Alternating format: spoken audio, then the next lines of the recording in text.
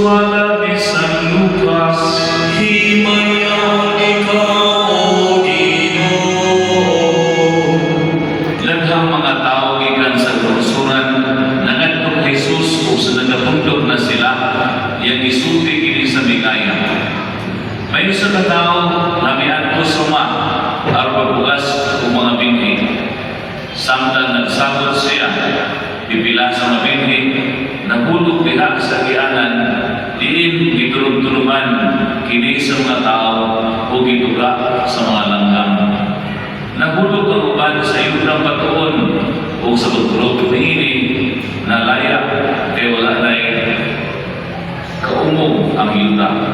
Ang pagbinhi nahulog sa lapit sa mga sampilit, apan nato sa mga sampilit na may tubo uban niini. O ang pagbinhi nahulog sa mga ayong yuta, itubo kini o namunga o sa galatos, kaupay ang matang binhi. Kunya, bidugang si Jesus sa Panginoon. Busa, pangati ko mo, kung may datunggan ka mo. Nangutana mga tilang na Jesus, kung sa'y buon, ipasabot sa maong sa bingay, umituwag sa Jesus. Ang pagsabot sa mga tinago, bahin sa ginarian sa Diyos, gihatag na kaninyo. Apan sa uban, gihatag kini pinaagi sa bingay, aron kung matanaw sila di makita o kuramati di makasabot. Mao kini ang kalulan sa sabingay. Ang binhi mao ang pulong sa Dios.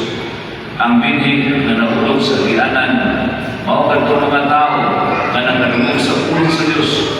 Ang pamitunga ang yawa o bisagpit ini gikan silang kasing-kasing aron dili sila motuo o kundi ang paluwas.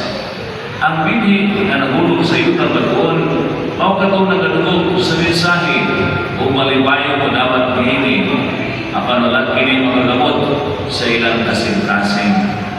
Gituo lamang sila sa mga Diyos, o kunya mamiya sa panahon sa usulay. Ang binhi na nahulog dapit sa mga sampilit, mao kadtong namati sa pulong sa Diyos. Apan magkabalakaw o kabahani, ingon man ang mga kahilayan, hindi kinabuhiya, bituog kanila, o wala igit sila kahiruming bunga. Ang binhi na nahulog sa may yuta, mao kadtong nakadungog sa mensahe, o minawat o mituman ini, o magpadayon hangtod na mamunga sila. Mga igsuon,